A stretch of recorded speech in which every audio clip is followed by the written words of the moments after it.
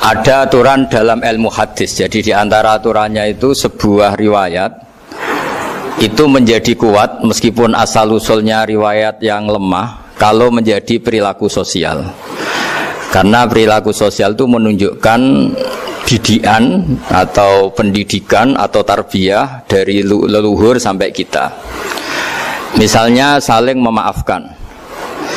Itu hadis tentang persisnya saling memaafkan mungkin banyak yang masalah ketika teksnya ada yang sampai menyebut fatasofaha salaman. Bisa orang berdebat hukumnya salaman kayak apa, apalagi musim sekarang. Orang saling curiga untuk nggak salaman itu. Tapi apapun itu perdebatan dalam persisnya teks, jika diperkuat oleh perilaku sosial, maka hadis itu menguat menjadi baik. Saya cerita tentang hikmah syawalan sebagai amanat yang dipesankan di sini. Syawalan di Indonesia itu identik dengan minta maaf. Ya, jadi kalau id itu dari kosakata audun maknanya kembali. Setelah kita puasa 1 bulan, kita insya Allah ber-KTP surga lagi. Jadi kita tahu dulu Nabi Adam itu di surga. Beberapa anaknya juga lahir di surga. Sehingga KTP kita ini sebetulnya KTP surga. Alamat tetap kita itu surga. Karena kita di dunia agak kacau itu, agak coro Jawa, agak bedigasan itu agak kacau. Terus status itu agak-agak hilang ini. Semoga agak hilang betul. Nah, dengan Ramadan itu status itu dikembalikan. Makanya banyak ulama mengatakan al-aid minal audi. Dari kata kembali, kita yang dulu penduduk surga, insya Allah barokahnya Ramadan yang diterima itu menjadi status penduduk surga lagi. Disebut minal aidin. Kita kembali lagi ke fitrah, kembali lagi ke status kehambaan yang benar, sehingga kita layak menjadi ahli surga. Saya mulai dari status kehambaan. Memang untuk menjadi ahli surga itu kita tidak boleh menandingi Tuhan, menandingi kekuasaan Allah. Sehingga syarat dasar masuk surga itu harus abdullah. Kita berstatus hambanya Allah. Disebut fadkhuli fi ibadi. Masuklah dulu sebagai hambaku. Jadi kita berstatus sebagai hambanya. Baru setelah layak jadi hambanya, baru wadkhuli jannati, baru berstatus layak sebagai ahli surga. Jadi status kehambaan ini kita mantapkan dulu. Jangan ada status lain kita di depan Allah kecuali status kehambaan. Saya punya analogi dan itu saya ulang-ulang karena di antara ciri Quran itu mengulang-ulang sesuatu yang harus jadi pegangan. Saya ulang lagi, di antara ciri Quran itu mengulang-ulang sesuatu yang jadi pegangan. Jika kita belajar ilmu fisika atau ilmu apa saja, maka kita akan bicara materi sesuai statusnya. Jadi kita harus latihan untuk iman kepada Allah. Saya tanpa mengurangi rasa hormat, saya memberi contoh begini. Ini jam, materinya dari besi. Ini kertas, materinya ya kertas. Tentu secara fisik, orang akan bilang jam ini lebih kuat timbang kertas. Dan itu pasti dibenarkan dari segi materi. Tapi kalau Anda beragama dan Anda tahu bahwa pengendali alam raya ini Allah Ta'ala, maka kamu akan bilang, terserah Gus Baha gitu. Bisa saja jam ini saya punya niat saya hancurkan, kertas yang lemah ini saya simpan. Sehingga jam tangan ini 5 menit lagi saya hancurkan sehingga benar-benar rusak. Sementara kertas ini saya simpan sampai bertahun-tahun awet. Nah, kira-kira seperti itulah ilmu manusia. Sesuatu yang kita sangka kuat, ternyata Allah punya rencana menghancurkan itu. Dan yang kita sangka lemah, ternyata Allah punya rencana untuk mengabadikan itu. Nah, di sini pentingnya iman, lahu maqalidus samawati wal ard. Hanya Allah yang mengendalikan semua. Jadi jangan mentang-mentang kita punya ilmu bahwa materi besi itu lebih kuat timbang kertas, terus kita pastikan bahwa besi lebih awet ketimbang kertas. Kita sisakan satu keyakinan, terserah Allah, terserah pengendalinya. Nah itu agama, bilang terserah pengendalinya itu agama. Ya mungkin tadi aja problem sinyal, saya ulang lagi. Ibarat saya ini megang jam tangan, yang materinya dari besi. Ini kertas yang materinya lemah. Tentu kita akan bilang bahwa jam atau besi lebih kuat ketimbang apa? Kertas. Tapi Anda salah. Anda harusnya ngomong bahwa terserah pengendalinya. Bisa saja saya punya rencana menghancurkan besi ini sehingga 5 menit lagi hancur, dan saya ingin mengabadikan kertas ini, saya simpan di tempat yang aman. Nah, kira-kira agama itu bukan anti ilmu, sehingga agama boleh kamu mengatakan besi ini lebih kuat ketimbang kertas. Tapi harus kamu tambahi dari segi materi. Tapi kalau dari segi pengendalinya, maka kita jawab terserah Allah Subhanahu wa Ta'ala. Nah, ini di sini pentingnya beragama. Jadi meskipun Mars itu kayak apa kuatnya, bumi gunung kayak apa kuatnya, ternyata gunung yang kita kira kuat ternyata nyimpan magma yang potensi meledak. Yang gunung kecil yang kelihatan dari pasir kecil yang tidak berdaya ternyata nggak nyimpan magma, jadi nggak direncanakan untuk diledakkan. Itu, nah agama itu seperti itu yang disebut di surat Yasin misalnya, Allah itu siapa? Biyadihi malakutu kulli, yang dalam kendalinya itu semuanya di alam raya ini. Sehingga di kehidupan nyata juga sama. Ada orang yang nekuni ilmu ekonomi tapi miskinnya Masya Allah. Ada yang gobloknya Masya Allah tapi kaya. Ada kiai yang punya doa banyak, hidupnya biasa. Yang nggak punya doa kaya. Itu saya pernah baca di sebuah hadis qudsi. Ada riwayat begini, Nabi Musa ketemu Allah, ditanya, limadza, kata Allah, kenapa saya memberi rezeki orang yang bodoh? Ahmak itu orang yang bodoh sekali. Kadang tak ciptakan dia jadi orang kaya, dan yang pintar ekonomi kadang tak ciptakan jadi orang miskin. Si Nabi ini tanya, kenapa ya Allah? Supaya dia tahu yang mengendalikan rezeki itu saya, bukan ilmunya dia, katanya. Jadi banyak orang, misalnya kita yang pintar dipekerjakan orang yang nggak pinter, yang punya pabrik tidak pinter, mengerjakan orang yang pinter. Jadi ya kira-kira agama itu seperti itu. Sehingga dalam kita beragama itu yang paling ditekankan itu tawadhu. Tawadhu itu merasa sopan atau memang sopan betul. Kalau dalam Ihya disebut, sekiranya Anda tidak bisa tawadhu secara rasa, tawadhulah secara ilmu. Saya ulang lagi ya, sekiranya Anda tidak bisa tawadhu secara rasa, tawadhulah secara apa? Ilmu. Karena ilmu itu akan abadi. Saya beri contoh begini, saya ini kan misalnya kiai di kampung saya atau di kecamatan saya. Saya mungkin bisa merasa hebat karena saya tokoh di sini. Tapi pastikan sebelum ada saya yang bernama Baha ini, agama sudah jalan. Dan di daerah lain yang nggak kenal saya juga agama sudah jalan. Betapa tidak pentingnya saya di kawasan-kawasan yang nggak butuh saya, atau di era yang sebelum ada saya. Nah, dengan ilmu seperti itu orang pasti tawadhu, karena dia tahu daerah yang nggak ada saya ternyata ya ada masjid, ada agama. Periode yang sebelum ada saya juga agama jalan. Sehingga kita tidak kumo luhur, wah kalau nggak ada saya agama nggak jalan. Zaman Wali Songo tidak ada saya agama ya jalan. Ekonomi juga gitu. Kalau Anda pakar ekonomi yang mensejahterakan rakyat, cara tawadhu itu kalau nggak bisa dengan rasa, dengan ilmu. Sebelum ada kamu banyak orang kaya, banyak orang yang nggak kenal kamu juga kaya, banyak periode yang saat itu udah ada Anda juga kaya. Berarti Anda ini tidak siapa-siapa. Makanya saya pernah didatangin seorang profesor. Ini kisah nyata. Gus, sebetulnya saya dengan bapak saya itu pinter mana? Bapak saya itu tidak tamat SD, tapi saya bisa profesor. Saya ini profesor, anak saya naik kelas saja sudah senengnya bukan main. Artinya ini orang bodoh bisa menciptakan orang pinter, yang orang pinter kesulitan menciptakan orang pinter lagi. Nah, kalau kita tidak bisa tawadhu secara rasa, tawadhulah secara ilmu. Ikhlas juga gitu, saya sering ngajarkan ikhlas di beberapa kesempatan ngaji. Kalau Anda tidak bisa ikhlas secara rasa, ikhlaslah secara ilmu, pasti bisa, bukan mungkin bisa, pasti bisa. Secara ilmu. Makanya di Quran disebut fa'lam annahu la ilaha illallah. Ilmu, fa'lam itu dari kata ilmu. Saya beri contoh, saya mulai kecil sampai sekarang saya sekitar umur 50 tahun. Mulai kecil sampai sekarang itu ya bilang kalau kertas ini putih. Itu ya ada yang gaji, ada yang bayar, tapi saya selalu bilang kertas ini putih. Yang hitam ya saya katakan hitam, yang merah saya katakan merah. Kenapa? Karena itu fakta. Saya ulang lagi, karena itu fakta. Sehingga saya untuk mengatakan putih tidak perlu ada yang bayar. Sehingga ketika kita latihan sholat, latihan ibadah dan mengakui Allah itu sebagai Tuhan kita, kita akan malu.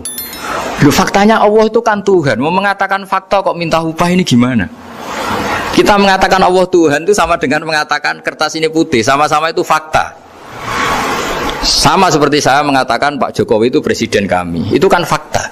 Masa nunggu kalau dikasih BLT katakan presiden, kalau enggak ya enggak. Itu kan ribet jadi. Pak Manut misalnya rektor UGM, mbok saya agak digaji di sana atau tidak kerja di sana, bilang kalau beliau itu rektor. Pak Ganjar gubernur Jawa Tengah, mbok saya dikenal apa enggak, ya beliau tetap gubernur. Lama sekali kita mengatakan fakta itu ikhlas. Ikhlas itu artinya enggak minta apa-apa, karena kita ingin ngomong sesuai fakta. Nah Allah Tuhan itu fakta gitu. Nah kenapa untuk mengatakan Allah Tuhan nunggu? Bah, saya ini Tuhan kamu. Ya nunggu dulu Gusti, kalau engkau masukkan kami ke surga, engkau Tuhan, kalau enggak ya enggak jadi. Itu tidak bisa seperti itu. Ya Allah tetap Tuhan. Nah, kalau Anda tidak bisa ikhlas secara rasa, ikhlaslah secara ilmu. Ilmu ya tadi kita akan selalu bilang yang putih putih, yang hitam hitam. Makanya ini pentingnya ilmu. Tawaduk juga gitu. Kalau Anda ditakdir orang yang GR, yang gede rumongso, ditakdir orang yang kumo luhur, secara rasa bisa dilawan secara ilmu. Ada periode di mana sebelum ada kita, yang kaya ya banyak, yang dapat hidayat ya banyak, yang terpelajar ya banyak. Ada daerah yang nggak kenal kita, nyatanya pendidikan di situ jalan, sistem sosial baik. Betapa tidak pentingnya kita. Nah, ini nanti memaksa kita atau melatih kita untuk tawaduk. Nah dari hikmah ilmu itu kemudian kita minta maaf sama orang lain itu mudah, karena kita sadar bahwa adanya kita ini problem. Saya sering digojlok orang-orang kaya. Orang-orang kaya itu ya kadang agak kurang ajar tapi nggak bisa dibantah. Begini, pernah tanya saya gini, Gus, saya ini punya mobil mahal, harganya 2 miliar. Kayaknya yang berak pakai jalan raya saya kan. Kok bisa bayarnya pajak saya mahal? Sehingga kayaknya paling pantas saya. Yang naik ontel itu kan nggak bayar pajak, harusnya nggak boleh pakai jalan gitu sih. Terus saya bilang, mbah-mbahnya yang naik ontel itu pejuang, bapak kamu enggak, kata saya. Kamu nggak warisnya, kata saya. Artinya ada teori dalam kitab hikam itu kitab tasawuf dalam pesantren. Itu kebaikan saja di soal. Misalnya begini, kita ini bangga sebagai urip yang tertib, hidup yang tertib di kantor, di tempat-tempat pekerjaan. Tapi kalau itu semua terjadi, kalau ada kecelakaan di jalan itu nggak ada yang nolong langsung. SAR paling efektif, tim penolong paling efektif itu ya orang-orang nganggur itu. Orang-orang yang di jalan-jalan di perapatan itu kalau ada kecelakaan langsung nolong.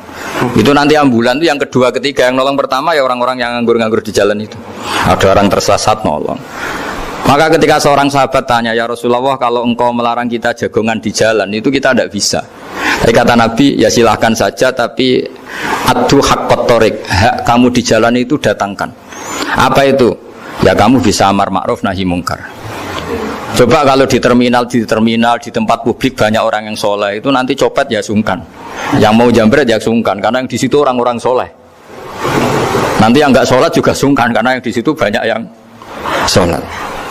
Jadi kenyamanan orang pergi jauh di tempat-tempat sepi itu ya barokahnya orang-orang nganggur terus ngaji, wah nengkono masih rame, ada orang yang di perapatan, di pertigaan. Bayangkan kalau ini orang-orang soleh, pasti itu nyaman karena wilayah publik dihuni orang-orang yang soleh. Tapi orang pasti bilang itu nggak tertib. Kita inginnya hidup ya tertib di kantor atau yang suka di masjid. Tapi kalau itu terjadi, itu nggak ada tim SAR gratis yang setiap saat kalau ada orang kecelakaan nolong. Makanya dalam makalah hikam itu paling masyhur diantaranya itu, manusia itu siapa? Manusia itu mangkanat mahasinuhu masawiyah, fakih falatakun masawihi masawiyah. Manusia itu orang yang saat baik saja ada salahnya, apalagi pas salah. Jadi kalau kamu punya toko lagi laris, dan saat laris itu Anda ngerumat keluarga Anda melakukan kebaikan pada keluarga Anda, pasti ada toko lain yang termahjubkan, yang tersingkirkan. Makanya saya pernah diskusi sama kiai besar, guyonan sama saya. Kita kalau kiai besar sebaiknya kalau diundang di musala kecil datang apa enggak? Kata kiai yang satu, jangan datang Gus, itu jatahnya kiai kecil. Terus kata yang satu, datang Gus sebagai bukti tawaduk bahwa kita kiai besar pun mau diundang yang kecil. Akhirnya kita ini ya kadang datang kadang enggak, karena kadang kita enggak datang supaya jatah rezeki kecil enggak terambil. Kadang ya mau datang supaya dikira tawadhu. Makanya kalau seorang profesor sering terubah di bawah itu ya kasihan yang S1, SPDI itu kan nanti enggak jadi bintang kalau profesornya sering turun. Kalah terus itu. Jadi kadang-kadang itu orang itu harus berpikir secara ilmu, jangan rasa terus. Jadi itu ilmu. Jadi semua yang kebaikan yang kita lakukan itu secara ilmiah bisa diperdebatkan. Ada orang senang ngomong serius supaya bangsa ini maju. Tapi bapak saya itu pesan saya, kamu kalau ngiyai itu jangan sering ngomong serius kan. Masyarakat sudah capek mikir utang, mikir keluarga. Udah gitu sowan kiai dijak ngomong serius lagi nanti capek kan. Sehingga kiai-kiai dulu itu kalau ketemu orang ya guyon terus. Karena tahu masyarakat sudah capek. Sudah banyak yang takut tanggal kredit gitu. Sudah takut tanggal kredit, takut problem sowan kiai diancam neraka lagi, itu kan ketakutan berkali-kali. Jadi makanya ini kan kebaikan itu dievaluasi karena kita tidak nabi, tidak wali. Jadi kalau kata hikam itu apa yang Anda kira baik itu ada masalah. Apalagi sedang masalah. Saya sering cerita ada orang suami istri harmonis sekali.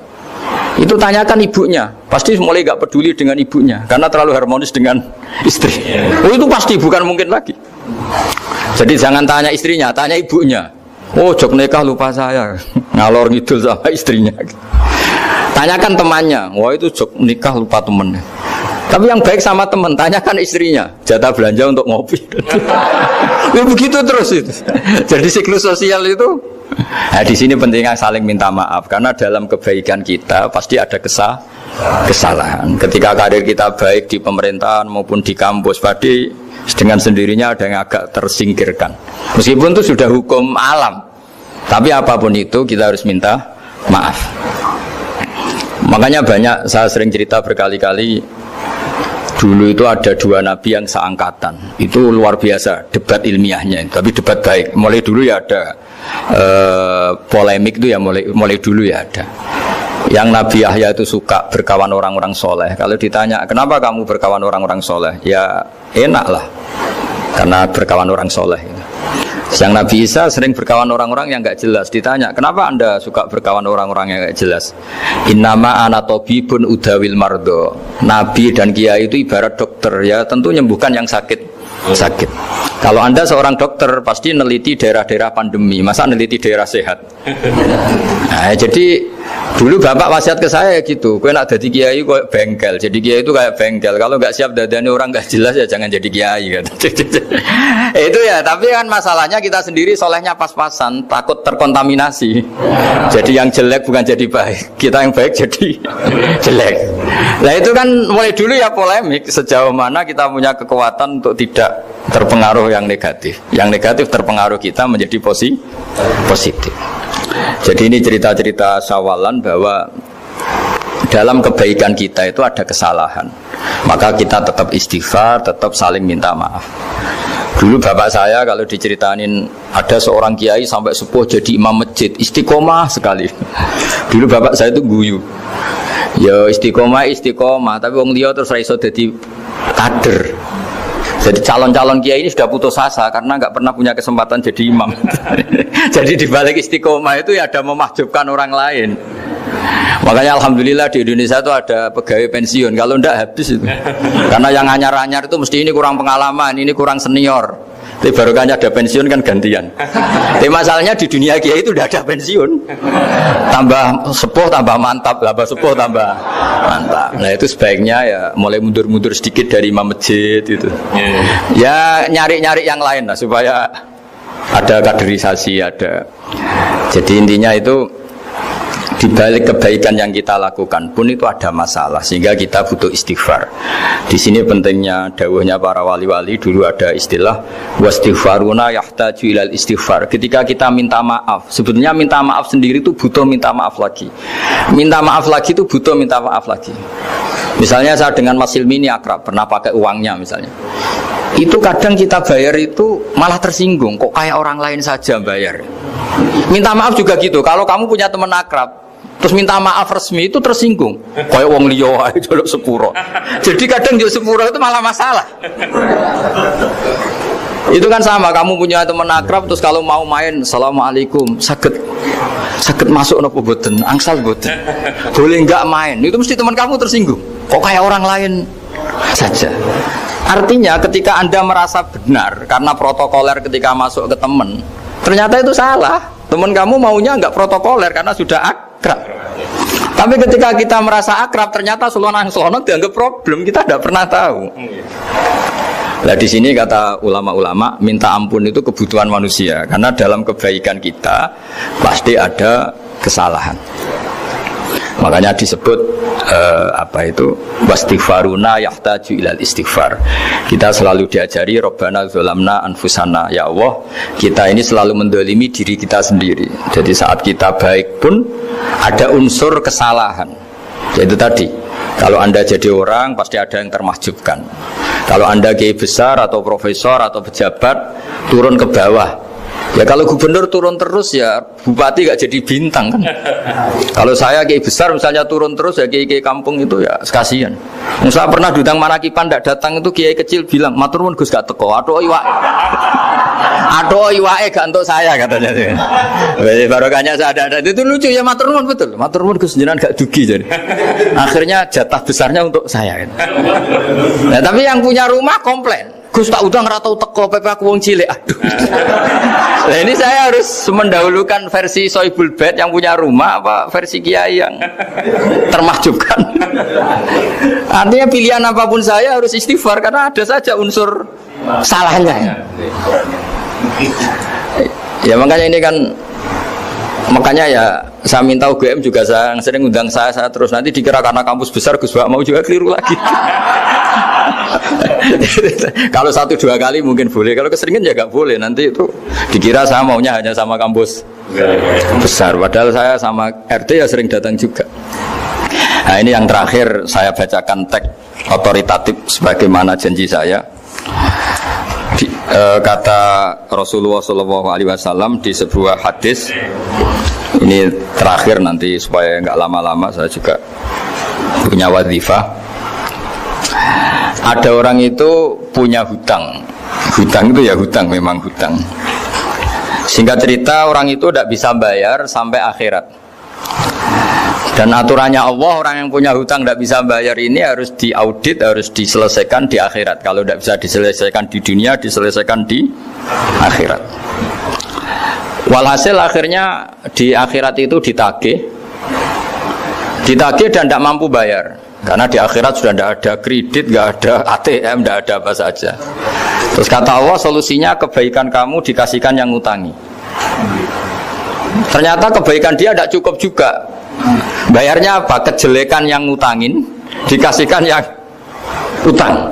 Kayak apa celakanya? Kebetulan yang ngutangi salahnya banyak, ini kan repot. Tapi Allah itu tidak suka kalau ada orang mukmin yang satu saudara kemudian masuk neraka karena saudaranya ini.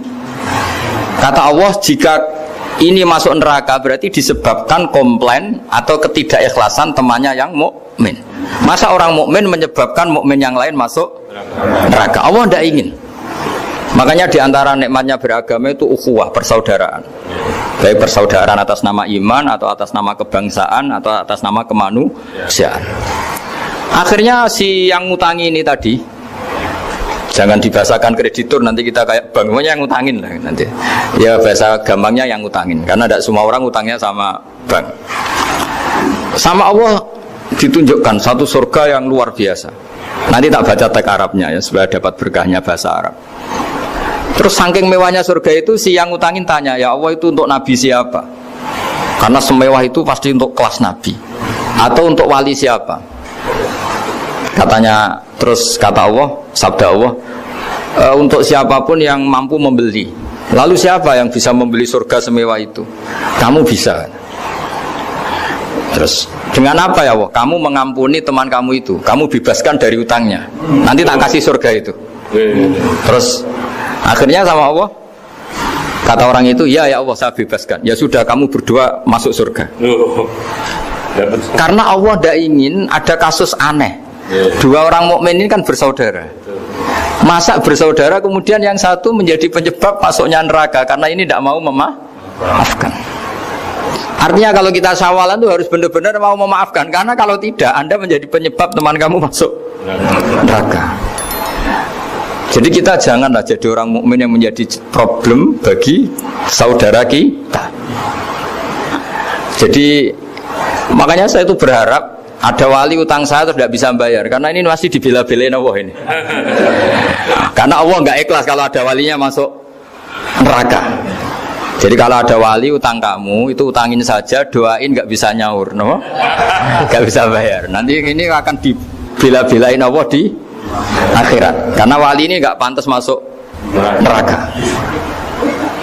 Ya, jadi kalau ada wali utang kamu mau bayar sudah, Anda tidak usah bayar, nanti di akhirat saja itu. Lah yang ribet kalau yang kamu utangin dia ahli neraka, kamu nagihnya disuruh masuk neraka. Nah, itu ribet itu. Sudah utang dia ahli neraka. Ya, tak baca teksnya supaya ini ada di kitab Ihya halaman 197 juz 2. Status hadisnya waqala sahihul isnad, kata Imam Hakim, hadis ini sahihul isnad. Saya baca Arabnya nanti insyaallah sebagian ya supaya kelihatan teks aslinya di bab hukukul muslim. Bainama Rasulullah sallallahu alaihi wasallam jalisun izdhika hatta badat sanayahu. Nabi ketika santai-santai duduk tahu-tahu tertawa sampai gigi depannya itu kelihatan. Jadi tertawa sangat sampai gigi depannya kelihatan. Yang notabene beliau sering hanya senyum, kali ini tertawa betul sampai gigi depannya kelihatan.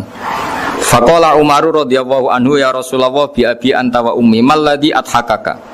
Apa yang bikin kau sampai tertawa seperti itu? Qala rajulani min ummati jasaya baina yaday rabbil izzah. Dua lelaki dari umatku sama-sama sungkeman nuntut keadilan di depan Allah. Jasaya itu sungkem, duduk bersimpuh itu kalau dalam bahasa Arab itu namanya jasiyah.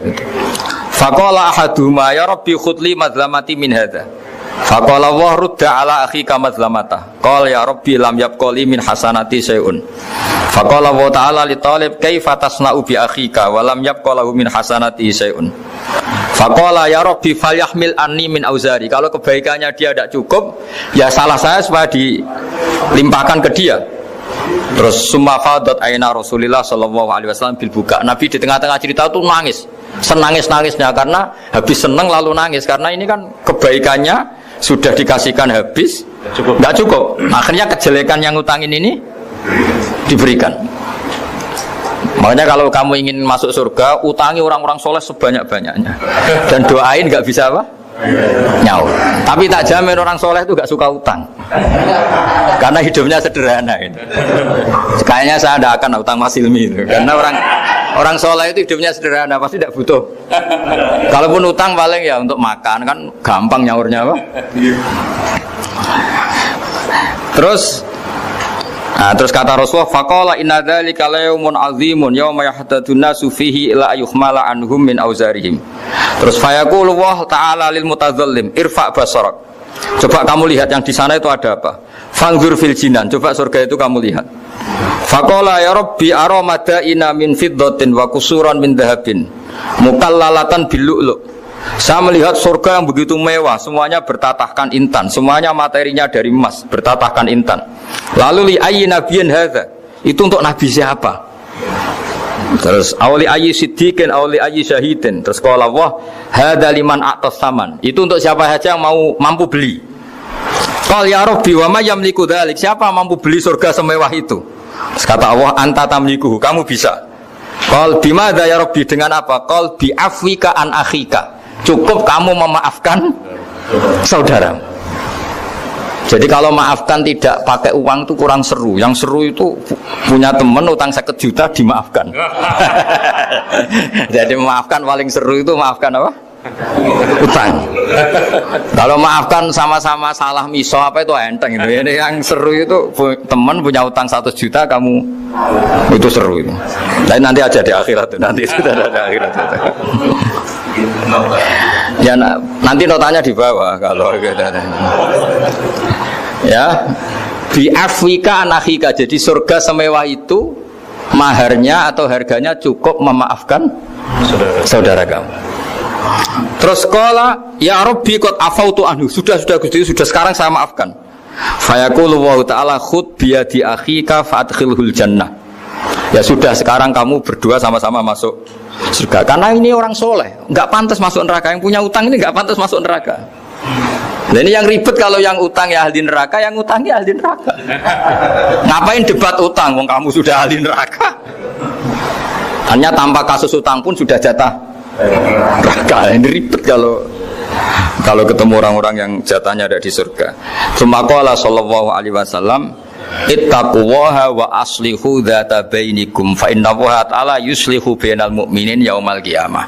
Jadi di antara proyek besar Allah itu menjadikan orang mukmin itu bersaudara dan saling memaafkan. Itu sampai akhirat proyek itu masih dilakukan Allah. Maka ketika di dunia kayak sawalan ini usahakan saling memaafkan, karena keinginan Allah sampai akhirat pun seorang mukmin itu saling memaafkan. Ya, jadi ini sebagai penghormatan saya pada teman-teman alumni UGM, juga semua muhibbin, semua yang memanfaatkan ngaji ini, bahwa kita harus berjiwa besar untuk saling memaafkan. Ya, saya kira demikian dan mohon maaf. Assalamualaikum warahmatullahi wabarakatuh.